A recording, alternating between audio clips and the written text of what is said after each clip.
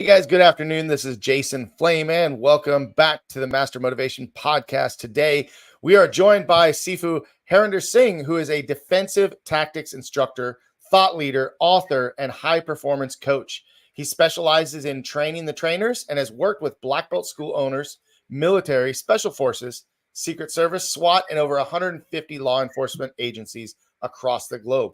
He is a master instructor of Jeet Kune, Tai Chi, Filipino Martial Arts, Wing Chun, and holds a black belt in Brazilian Jiu-Jitsu. Sir, thank you so much for being on the show. Welcome. Real honor, sir. Great to be here. Yeah, it's exciting to have another amazing guest and to share your story, and at the same time, learn a little bit more about you and what you are doing in the martial arts industry and beyond. So if you can get us going, get us started with just, history and background, and we can work from there. Yeah, for sure. I started in martial arts when I was very young. I think I was 6 or 7 years old. I started in karate at the University of Toronto Academy of Karate and Judo.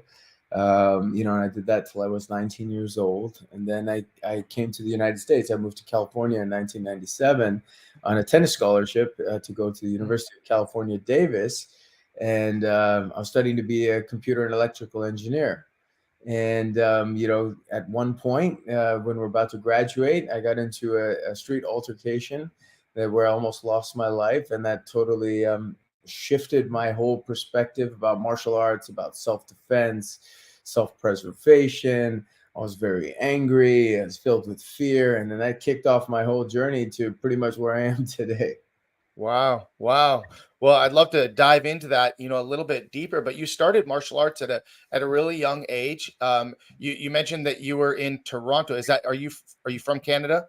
Yes, sir. I'm from Toronto, Canada. But honestly, I would have to say I'm a Californian now because I've lived more than half my life in California. So. Nice. Now, what do you remember about growing up in Canada and before moving here? Amazing. Toronto is a very multicultural city. You're growing up with people from all over the world. I like to say Toronto is like Asia meets Europe meets the United States all put together. So you have people from every ethnicity all over the place. You get a great chance to experience world cultures, and everybody gets along, and people are nice, and it's a place. So how would you see California and Toronto? Um, what are the similarities, and how is it different when you first moved out here? Well, I came to California because I wasn't going to leave Toronto unless I came to a place that was warm. The thing about Canada was it was the cold. I didn't want the cold. I wanted to be in a nice, beautiful place in California. I mean, can't get any better than that. The other thing, too, was that I also always found California was still also a very global place, a place that there's people from all over the world, interactions from different cultures, different communities. And, of course, the Silicon Valley being here, one of the main reasons of coming here, because I was going to study computer and electrical engineering at that time. And lo and behold, it's also, I think California is the mecca of martial arts. So nowadays, It is. in martial arts, you don't get, Shaolin is wonderful, Wudang is wonderful. You can go to Brazil to do jiu-jitsu. You can go to the Philippines to do Kali. But we have masters from all over there, some of the best in the world, and you find them all in California. So I think California truly is now the new mecca of martial arts, if you think about it. Well, I was born and raised in California. I'm down here in Southern California, so several hours from where you're at. But I agree because it seems like martial arts is everywhere here, and we've had so many different major martial arts. Benny the Jet School, the Jet Center was out here in Southern California, and you had the Gracie Academy in Southern California, and just all of these. Different styles of martial arts, different, like you said, martial arts is pretty prominent here in California. You won't find a lot of what you see here in say maybe the Midwest or something like that. Maybe I don't know, but living in California, love it. I've never been anywhere else though, so that's why I always ask about people when you come from Toronto or you're coming from a different part of the country. What's it like? How's it different? But you started martial arts really young, right? Now, I'm assuming that was a parental decision versus your own decision, right? So how did you get into martial arts? Well, okay, the story is like when I was young, my dad was a sea captain. So, I was born in India and we migrated to Toronto when I was about 6 years old.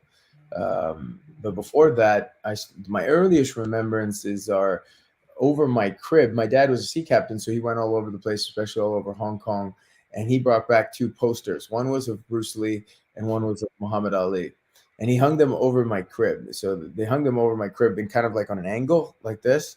So it was on a 45-degree angle. And so that's one of the first things that I remember as a child growing up is Bruce Lee.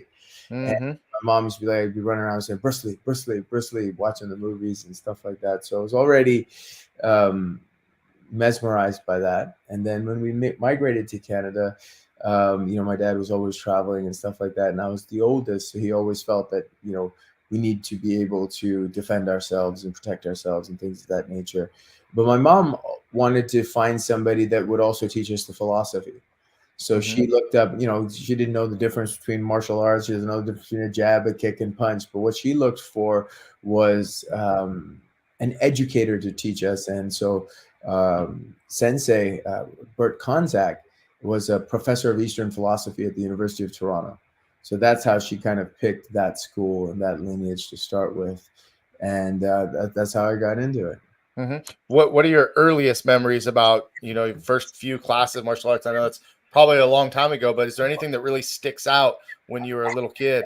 I remember clearly going in there, like telling the teacher, I'm like, hey, when do I get to be a ninja? I mean, that's kind of like, especially remember when the ninja magazines were pretty big. You go to the grocery store or something, it's there with the grappling hooks in the background. So I thought, this is probably some kind of ninja training I'm getting into.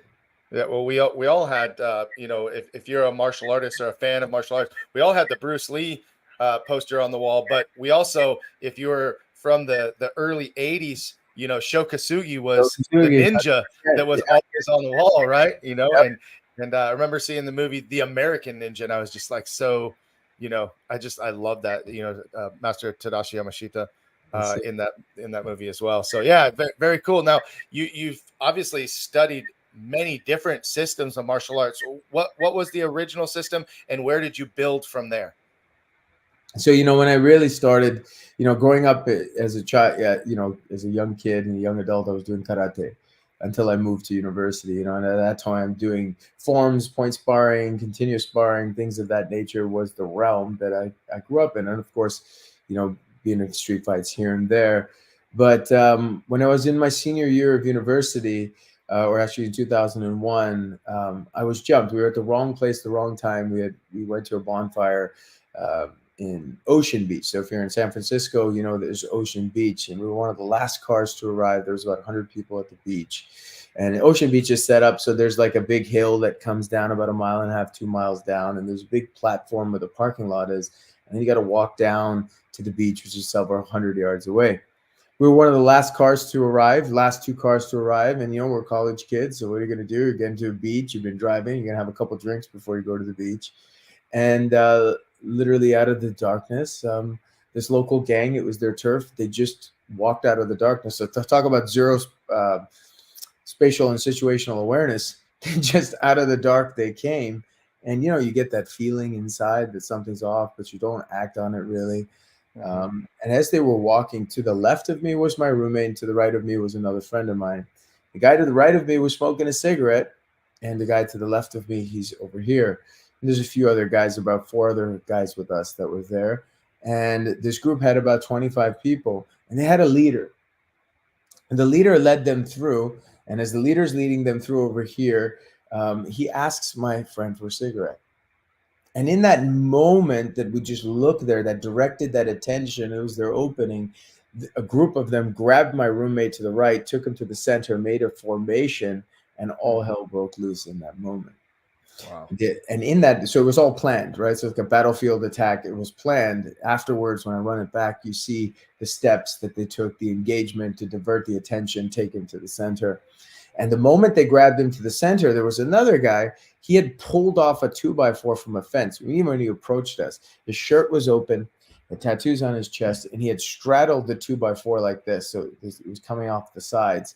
And you knew he had just pulled it off the fence because the last 2, the nails were still sticking out. So it was all coordinated. The moment they grabbed my roommate, he took a swing at me. I did an upper block. And then you retreat. And then now there's a group chasing me. And my roommate's in the center, and he's being beaten. And in that moment is when my Master Jason, when my life changed. It was one of the most profound moments, because in that moment you have to stop and think, do I fight or do I not? Because a piece of you is like, run. And then you decide in that moment, in that instance, to stay. But I had no idea what to do in that kind of a situation. And when the moment I decided to stay, and this happens in a blink of an eye, all this happened in a blink of an eye. Everything shifted and my perspective shifted. That all of a sudden time just froze and went, and everything slowed down. I could see everything coming at me. And it was the most beautiful moment that I'd experienced up until that point in my life. Because in that moment, I was completely free from any idea of myself, any limitations, any parts of security, control, approval, all the voices in our head completely gone. And I completely entered this flow state. And in that flow state, there was no chitter chatter in my mind. Time completely slowed down and dilated. It was absolutely effortless, but it was this beautiful experience. And I still didn't know what to do. I'm running around. It looks like a rugby match. They're chasing me around. But it was everything in slow motion. It was so peaceful that in the middle of this chaos, there's this stillness and this peace. And then by divine intervention, we were saved, because my roommate, they'd mistaken him for somebody they were looking for. That's it. But while this chaos is happening, the two guys they were looking for happened to walk by. And when they walked by, they said, I heard them say, they're over there, eh? And then I heard that, and then they shifted their attention to the two of them, forgot about all of us. I dragged my roommate off to the beach, and come back, because you still have to be a hero. So I come back, I'm going to get I'm going to get the license or plate or something. Because by this time now, from the top of the hill, you see the sirens, the police are coming and stuff like that. So at this moment, they're all getting in their cars, getting ready to head out. And I remember there was an Escalade in front of me. The driver looks at me trying to look. I can't make out the license plate. I'm about still 40 yards away or something like that. And then he opens the door, steps out, reaches into his belt. I turn and I run, and I hear 2 shots. Wow. I don't know if they were fired in my direction or not. I wasn't about to find out. But that day, my whole life changed, and I was obsessed, and I was very angry. I was very upset. I was filled with fear. Like you feel a sense of being violated. And that day, I said, okay, you know what? I'm trying to become as dangerous as I can possibly become. And that took my journey. So the following year, when I graduated, I got a great job in the Silicon Valley. Was making a lot of money, a lot of stock options. So money wasn't an issue for me to train with masters. So I could go train privately, and every weekend I would train. I would fly 30 to 40 weekends of the year all over the country and train with different masters. And then I eventually went into Jeet Kune, and I went towards the internal arts of Tai Chi and Wing Chun at the same time. And I started to learn the 2 arts simultaneously. And I'll tell you a funny story is I was an engineer. So I said, okay, well, I'm going to find the people who train the Navy SEALs, and I want to find out that kind of fighting system. And of course, Bruce Lee was always in my mind. Even my sensei had given me, when I was 13, he gave me 2 books. He gave me the Tao of Jeet Kune and Miyamoto Musashi's Goren no Sho. And so we would study and read those. So Bruce Lee was always there. I was like, oh, okay, his tactics and strategies are being taught to the Navy SEALs. I'm going to go down this branch and start learning this. But at the same time, I'm going to laugh now. I've done a lot of work on myself to laugh about it. I said, I want to learn the death touch. That's it. I need to learn how to touch people and kill them, right? And you can imagine the amount of anger that somebody has to do to want to study that, to do that. A lot of us come to martial arts where we go through some kind of a trauma. And in that trauma, it charges what fuels our training. So I said, who's going to teach me that? Right. So I'm an engineer. So I said, let me get all the books. So I get the books, I start reading them. And what do I see? Chinese acupuncture, meridians, and, it's all Chinese medicine and all this, the diagrams. I said, okay, that's interesting. And I said, if somebody really knows this and I go up to them for them to teach it to me, they're not really going to teach it to me. So I had the bright idea then that, you know what? I'm going to enroll in medical Qigong, and I will learn the healing and then reverse engineer it for the killing side, and I'll trick the Sifu. That's what I'm going to do. And so that charted. So I started these 2 journeys this way. And, but you know how the teachers, they always know. and they let you figure out and discover the cause of your own ignorance. So as I did the training on the healing side, and I did the meditations, and I did the work on myself, and I released the anger, I realized that the people that had attacked me weren't really demons, but they were angels. They were people sent to alter the course of my life. Because up until that point in my life, all I wanted was stock options, Silicon Valley. It was the dot-com boom days. So my idea of success was monetary, was financial, was power, it was getting great job, buying sports cars, doing that, and that's what I thought was success. This shifted my perspective to, okay, what more is out there? Is that what I really want? Who is that individual? And who am I truly? And start answering that question. And just going and doing the work that way led me to Tai Chi, to Qigong. And I'm 1 year away from getting my doctorate in Chinese energetic medicine, and realized that, hey, it's really, martial arts truly is a gift of healing at the end of the day. Because when people come to us, whether it's people come from anger or they come from fear, you're helping them grow. You're helping them get through their trust and doubt issues. And then the study of martial arts can go all the way towards from the death touch to a healing hand. Wow. Well, I am extremely fascinated by the story that you told that led you to this whole new perspective in life, because you're talking about being a younger college student heading to a party, probably, life is good, right? Like, we're just hanging out, we're doing our thing, and then here comes this situation, right? And as you explained it, rather than viewing it as demons coming to get you, they were actually angels that were sent to send you in a different direction, so to speak, right? And so but this is what has spawned your desire to learn more about martial arts, and to learn, at first, as you said, you wanted to learn the death touch, but in the end, learning how to heal. And this is a topic that has come up with several guests actually recently, talking about you can only truly be a martial artist when you understand how to heal people as much as you know how to hurt people. And I just find this an interesting topic to dive into a little bit deeper. So you started traveling a lot, going to masters all over. You're a year away from your doctorate. And so tell me about some of the experiences along the way. Tell me some more stories along the way that has kind of made your vision more clear in the direction that you're traveling. Wonderful. Of course. I think one of the most important ideas here is about making yourself comfortable in an uncomfortable situation. I think that and how much of a control we have over that. So, when I first started learning Brazilian Jiu-Jitsu, or you're learning street fighting, or you're working with military and government agencies, the very first thing that we have to do is be able to relax under pressure.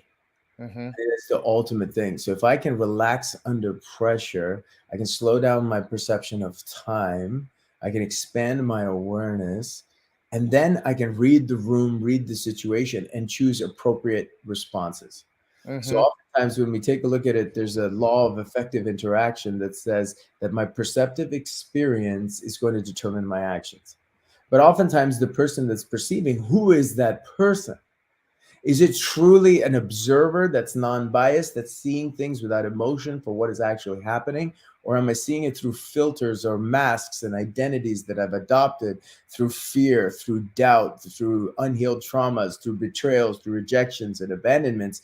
And we see this world through these lenses. So when I see the world through those lenses, my experience now, so it alters my perception, and my experience is not what is actually happening, it's what I think is happening.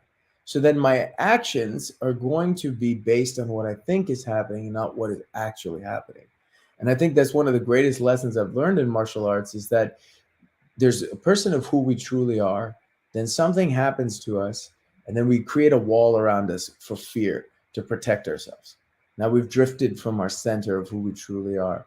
Then, because we've drifted so far away, we have another wall that comes up of self-doubt. And now, to protect that, we put another one, and it's a mask, and it's an acquired personality. It's who we think we are. And now when we're operating from that mask that's so far from our center of who we truly are, our perception of the world is totally different. Because as you and I both know, in martial arts and in the world today, People are suffering from overwhelm, exhaustion, and distraction. That is the key thing. People are overwhelmed, they're exhausted, they're distracted. But why? Because they're so far away from who they truly are. They're putting so much life force and so much energy and so much time into this idea of this person who they think they are, because they want approval from other people. They need to control situations, or there's an ego that's created that needs to protect the future because it's afraid of the outcomes. And through martial arts, in my teachers, I truly started to understand these things, because these are the things that show up under pressure. And under pressure, these days we talk a lot about the flow state. I go around and I speak and I work with different corporations and I talk to them about the flow state, and more importantly, how to perform in chaos. And people always ask, how do you enter the flow state? The flow state is always there. It's always happening. So instead of trying to enter it, we have to see what are the blocks that keep us out of it. And those blocks are the things that we've picked up to survive in this world, because we don't know how to heal from the different things that we've been through, and we don't want to experience those. And so we stop feeling and we start thinking, and then we get obsessed in here, and then we get filled with doubt, and we don't trust ourselves. And so in martial arts training, for me, with all the teachers I've worked, it's always about then, how do I make myself first and foremost comfortable in an uncomfortable situation? Progressively and safely build that up. And that comes from managing your breathing. That comes from, and I'll tell you a funny story. One of the first times that I was with my Jeet Kune teacher, he was doing a training program. And in that program, you had to be accepted. So we got accepted. I had 3 months to train. So, I went out, I did the running, lifting the weights, hitting the heavy bag. Like, I'm going to show up. Because it was not only an instructor training program, it was like a 5-day thing, but it was also like a selection program. You want to be the man. Right. So I said, all right, good. So I do all the physical training, do all that stuff, and I show up. And so the week long, what we know is on the 5th day is going to be the fight test, where we're going to be tested. But so you're sizing everybody up. Like, oh, that guy over there, he's quick. He's a little tall. That guy's pretty big. So you're training with everybody, but you're still sizing them up. Now, this whole time, there was a gentleman there, and he didn't say a word. He was about 70 years old. He looked like a hippie. He had he was a Japanese gentleman. He had long silver hair. He was hunchbacked. He had a busted knee, and he would just be observing in the corner the whole time and just smiling. Now, here comes the day of the test. The day of the test, I'm waiting for my name to be called. Everybody goes, but when he calls my name, then up comes, he says, okay, Yamamoto-san. Who's Yamamoto-san? Now, all of a sudden, that gentleman with the silver hair straightens up, ties his hair back. The limp is gone, cracks a little smile, and he comes up. And I'm like, okay, what's happening here? So in my mind, now the chitter chatter's already started. I'm like, this is an old man? You want me to hit this old man? Like, what's happening? And he goes, begin. So I'm still thinking, bang, out of nowhere, I just get cracked.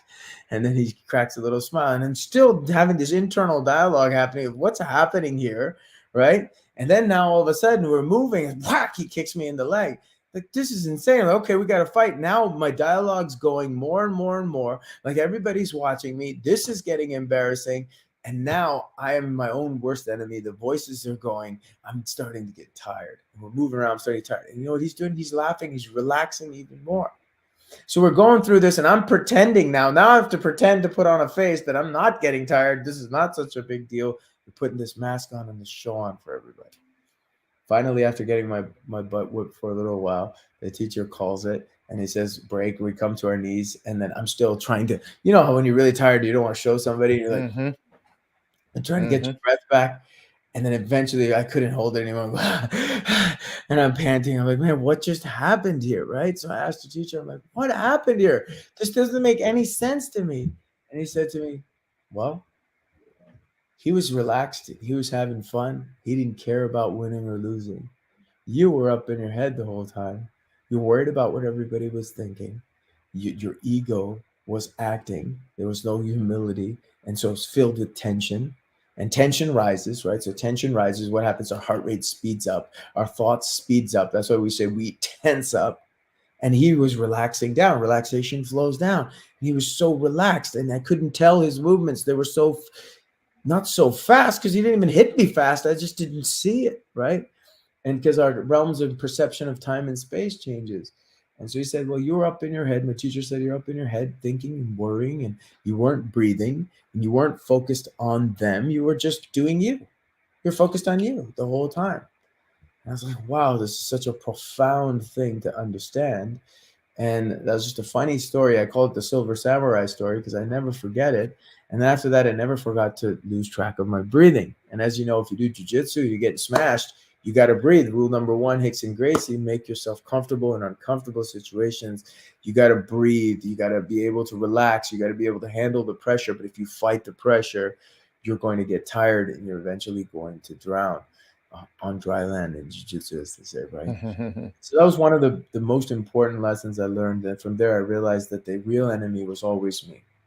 The real enemy was always the voices in my head. So as I continued the training with my Tai Chi masters and in the internal martial arts, I started to realize, my Sifu said to me, he said, we're going to take on this ridiculous task of freeing yourself from yourself. It's like, okay, I think I can understand and follow that. He said, because otherwise you're always going to be outnumbered because you're fighting yourself and you're fighting your enemy. And if we look at the central theme of the art of war is know yourself and know your enemy, and you're sure to succeed. Don't know yourself, don't know your enemy, you're doomed to fail. Know yourself, don't know your enemy, it's a 50-50. But all the strategies of war will be based on that understanding of yourself and your own preferences, your tendencies, your likes, your dislikes, the way you do things, your patterns, your reactive patterns, your stories. And once we know that, we can choose something outside of ourselves. But once we know that inside ourselves, we can see it in other people because everybody follows the same patterns. They just have different stories. And that's what allows you to read opponents, see situations for what they are.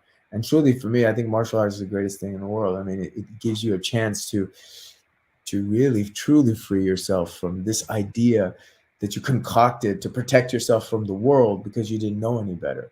But it served you till you got to that point. But if you live there your whole life, it's kind of tough. Well, listen, this is a side of martial arts that I don't often get to talk about or hear about, and I'm fascinated. I'm listening. I feel like I'm part of a story right now and learning myself.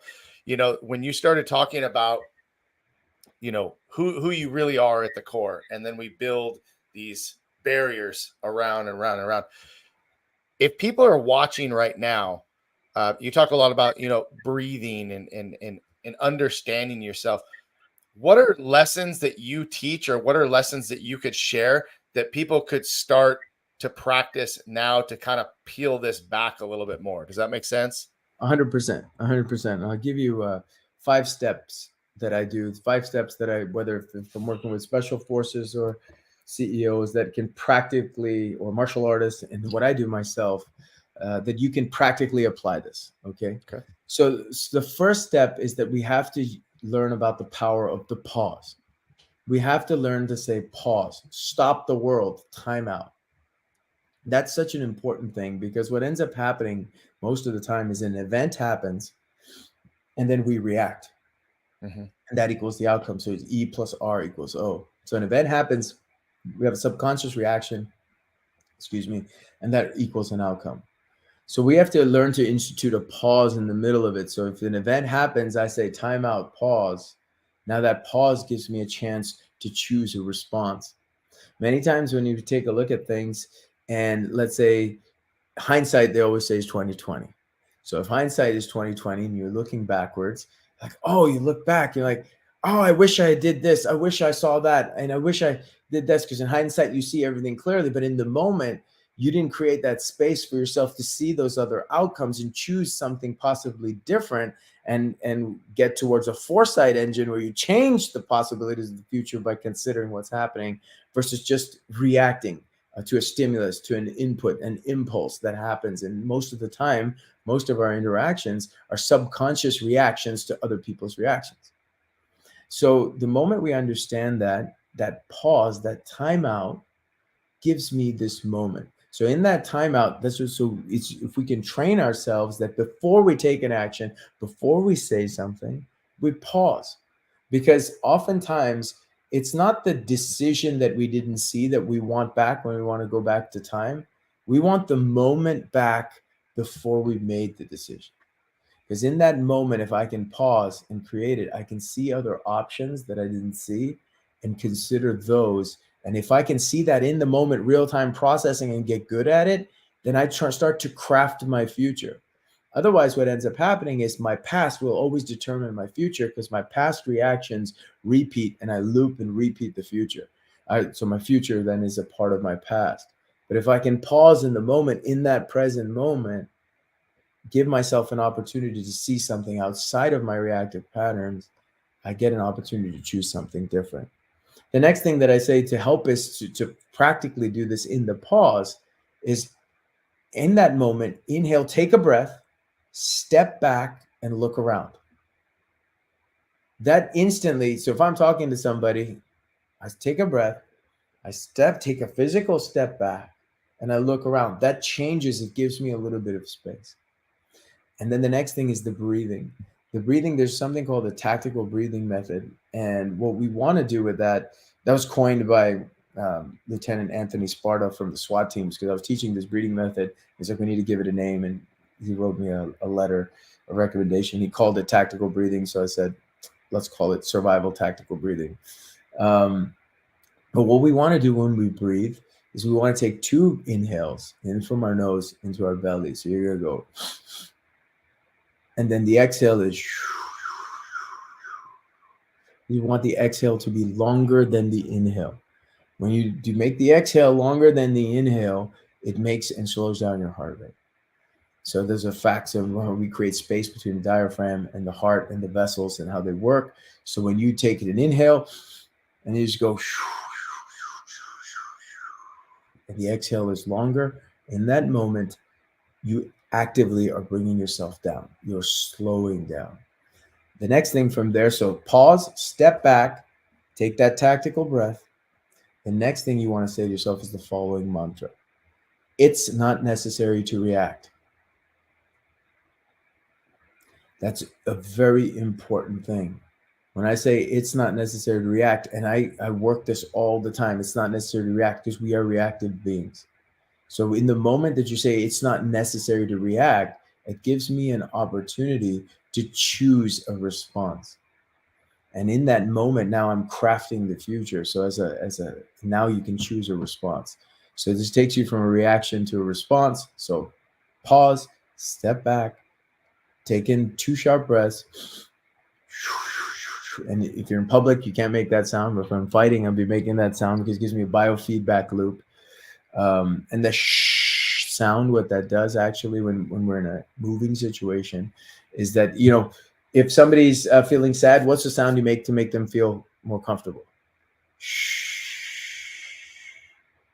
If a baby's crying, what sound do you make to make them feel comfortable?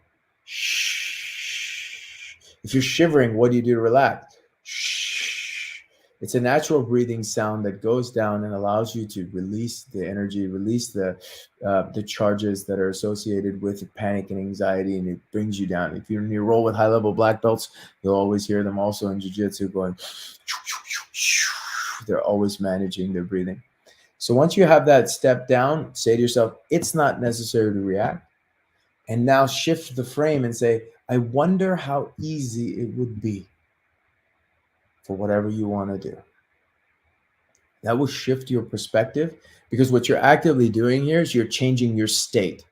Oftentimes what ends up happening, our actions, our strategies, our techniques, whatever, are running like a program in the foreground.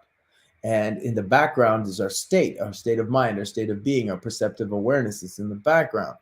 But the operating system should be the other way, that the perceptive state, your experience, your perceptive state, your observational abilities, your presence, your peacefulness needs to be operating in the front. So if that needs to be the operating system in the front, and your techniques need to be running in the background. So what this does is ensure that you change your state so you're in a place of not reactivity, not tension, but rather relaxing. And when you're relaxing, now you can expand your feeling awareness, and now you can connect to your higher self that's outside of things. And one more thing to that 5 steps is any decision you make, ask yourself, Am I making this decision from security, control, or approval? So if I'm making this decision from control, it means, man, I got to control the situation. So if you feel like, then you're a control freak, right? And many of us are. By the way, all of us suffer from these same things. You're a control freak. I need to control the outcome. Why? Because I'm still angry and upset about something that happened to me before, and it's showing up in my decision-making process right now. So if I'm making a decision to control situation and outcome, there's a better decision than that. But I'm just repeating a pattern. So it gives you a check-in. The next one is approval. Am I making this decision because I want approval from someone? Do I need acceptance from someone? Am I trying to prove something to someone?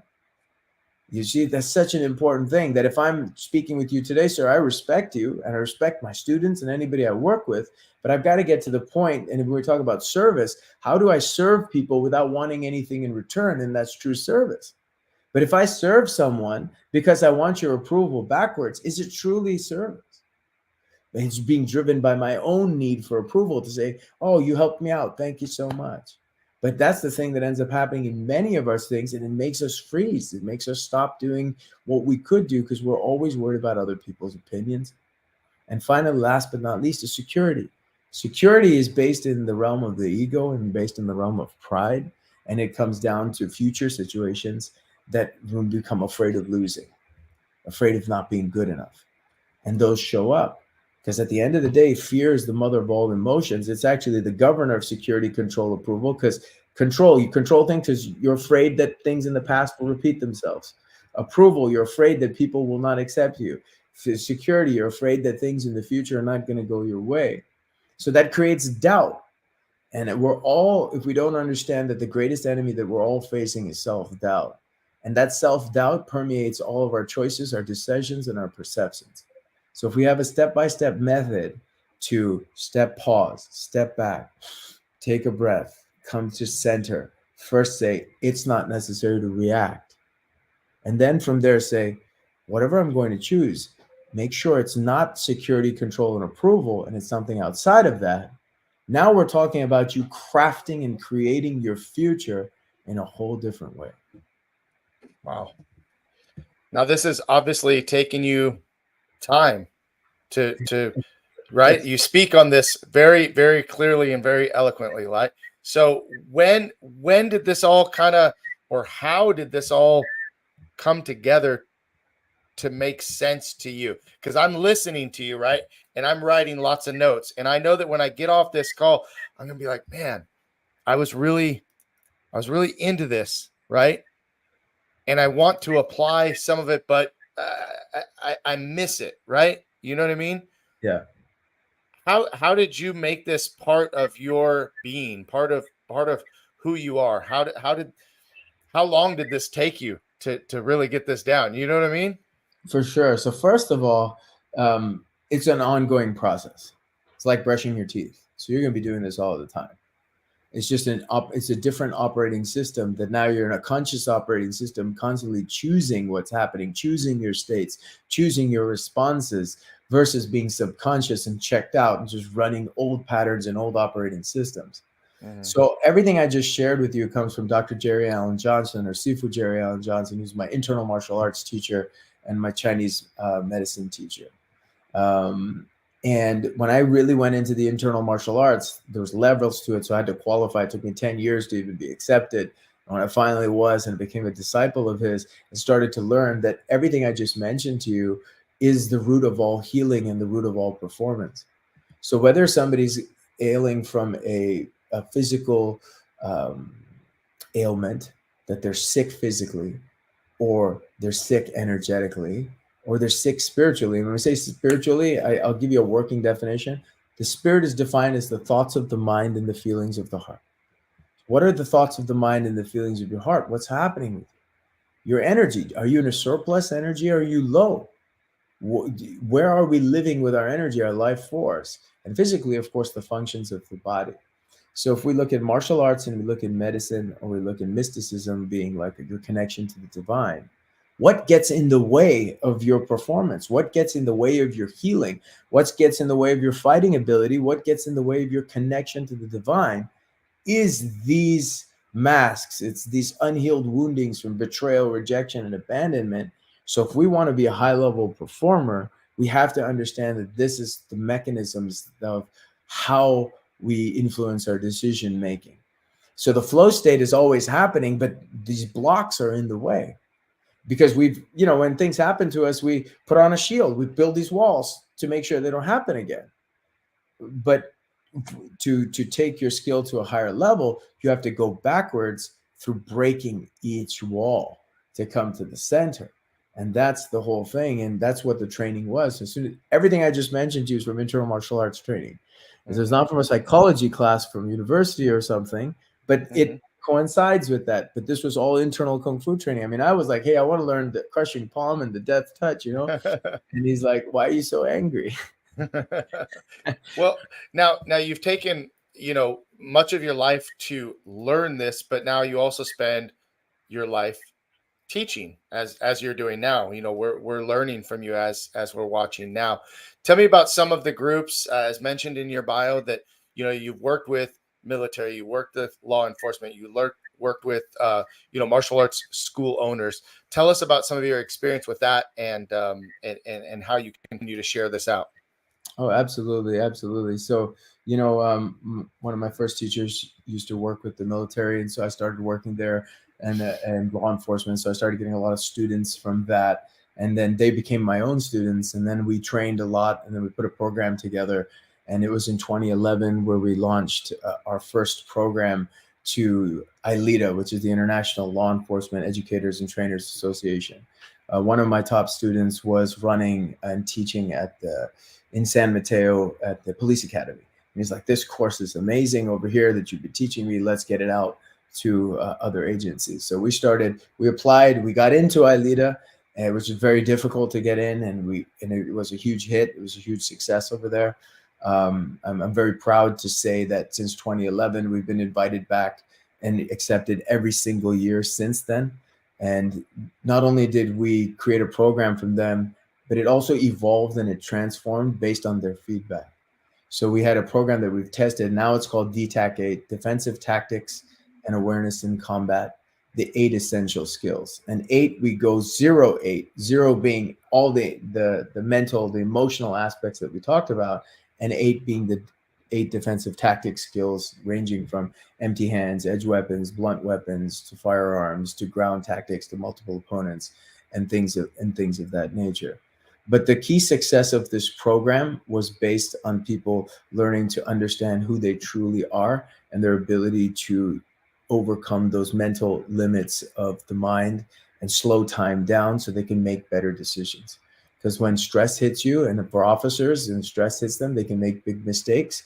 Not only that can cost them their lives, but it can cost lives that are out in the field. So it's a very difficult position that they're in. So they have to be able to have the ability to control the mind and their states and flow states, as well as the tactics. And so what happened after that was one of my students said, you should give a TED talk. So I gave a TED talk in 2012 at TEDx Sacramento, and that talk took off, and some companies heard about that talk and they started asking me to come and speak at the different companies. And so as I learned all the information I learned from the internal martial arts about performance, the mindset, the psychology, and the different meditations and movements and practices to free ourselves from everything we've just discussed so far, I was able to realize that, hold on, it didn't matter if you were a special forces, SWAT, or law enforcement, or if you were a professional athlete, or if you were a martial arts school owner, or if you were a Silicon Valley executive, your state of being and your ability to relax under pressure, slow down time, see things for what is actually happening, and make conscious choices was the key thing to success across all of them. And that's when I realized, oh, that is the goal there, because they used it in my life. And then I've been able now to spread it in these different arenas as well to help people with their performance. Because performance has to, as you and I both know, be personal and professional. The performance method can't be that, hey, I'm going to go perform at work, but be checked out at home with my family. Mm-hmm. Or be good at home with my family, but not have the ability to perform at work. It doesn't work that way. And we're living in a world today that's in an energy crisis, a time crisis, and a meaning crisis. So what I mean is they don't have enough energy, and they don't have enough time to be present at home and perform at work. That's, if you look at anybody we ask, that's what it is. And until we can deal with that situation, we'll never get to the meaning crisis of why we're actually here. So you can amass all the wealth, all the accolades, all the three-letter titles, all the stuff that's there, and on paper have everything. But there will always be a longing if we don't really understand what is the true purpose of who you are and why you're here and what you're here to do. And we can only get to that first by first handling the energy and the time to then get to, yo, why am I here? What's the whole point of this thing? And get on a mission. And it's always about service. But you can't serve other people till you've served yourself first. You can't serve your family till you've first taken care of yourself to show up for them. Now you can show up for your family. Now you can show up at work. Then you can show up for your community. You know, I've always believed that the divine will only use a sharp sword. So we need to be ready for when we're called. Mm-hmm. What are your future goals? These are all the things that you have been doing. What is your personal goal? 1 year, 5 years out. What are you looking forward to? My personal mission statement is to empower others to empower more. So I'm in the empowerment business, and I'm writing a book. It's called Masterful. I've written another book called Mind Boxing. They're going to be coming out next year. And the other goal is to take these teachings that are found in martial arts, but codify them so that martial arts school owners and other martial artists can get a hold of them, and also teach them in their schools and classes if they're so inclined. Because we always know the life-changing benefits of martial arts. I was lucky enough to have teachers that put me through a step-by-step process. And if we can share this process, we can really not only influence our students, but I believe bring more people to martial arts. If people are coming only to martial arts for punching, kicking, and choking, we'll have very few small group. But if we can extend martial arts out to the rest of the world and understand that their problems are in overwhelm, exhaustion, and distraction, not having enough energy, not having enough time, not being able to have states of peace, presence, and playfulness in their lives, not having true, real confidence, which is what it means to me. Confidence means I have an unshakable trust in myself, in my process, and in my ability to adapt. And until I've worked on myself, I can't get to the point to be of service to others. And if we can help people go through this process and change and transform, because relax under pressure, we've been saying it, right? We could take this and we could read it, we could talk about it, but then I'm like, all right, now you've taken these concepts and strategies and philosophies. Now I need you to do it while I'm joking you. Now you need to do it while I'm punching you, and continuously aggressive, increase the chaos dial, increase the discomfort. And if they can do it in that situation, then when they walk off the mats and go out into the regular world, it's a piece of cake. Mm-hmm. Life's hitting all of us. Life's going to hit our finances, it's going to hit our relationships, it's going to hit our health. That's guaranteed. But how we roll with the punches that life hits us, and the tools we have, and the trust we've built in ourselves. I think that, to me, like, really to sum it up, is in martial arts, we're in the trust business. The two hidden performance metrics are trust and perception. So trust means that when I see a teacher or myself, I want trust in myself. So when I see a teacher, I want to see them trust themselves. I don't want to trust in the teacher. I want that teacher to do the work so they trust in themselves. That's what attracts me to them, because I want to trust in myself. Why? Because we're all facing doubt. So that's the inherent quality that attracts us to our teachers and mentors. You know, I've noticed, I was like, that's what it is. Why am I attracted to this person? They trust themselves. Why? Because I want to trust myself. And perception is the other metric, that if I can enhance my perceptions to perceive what is actually happening, get myself out the way, see things for what they are, I'll choose an appropriate response. That's going to change the trajectory of my life. Wow. That's awesome. I love it. I love it. It's been a great conversation. Very, very deep conversation. You know, most of my conversation is just kind of getting to know, about your life and about, kind of what you do, but you really tapped into something a lot deeper that I hope that everybody watching can truly appreciate. If anybody is watching live now and you have any questions, would love to know if you have any questions. that you would like to hear answered, or just anything that you want to ask at all before we get ready to wrap up. But thanks for your time today. I appreciate you sharing all of this with me, and I have taken quite a few notes, so I would love to be able to apply more of this to really understand it, because it's one thing to hear it, right, and then it's another one to actually start to apply it and to use it, right? No, it's been my honor and pleasure, Master Flame, and I think everything that you're doing with your podcast and getting the life-giving benefits of martial arts out there. I mean, you're doing such a great job influencing, and it's these things that are so important to raise this tide of martial arts, because I believe we're hitting the Renaissance spirit of martial arts is coming right now, you know, and we're on that way.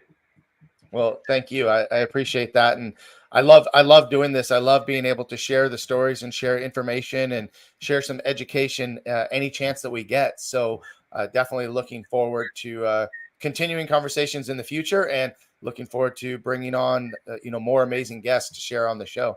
So looks like that we're at the end of our time today, but again, just really want to thank you for sharing with me and being here today. Thank you, sir. It was my absolute honor and pleasure. Thank you, thank you, thank you. All right. Well, listen, guys, everybody else, thank you so much for watching. Please share the video. Go to YouTube and subscribe to Master Motivation Podcast so that you can rewatch this video, share this video, and so many more videos that are on there. And I look forward to having our next guest on later this week. So thank you again, Sifu. Appreciate you. Thank you, guys. Appreciate you too.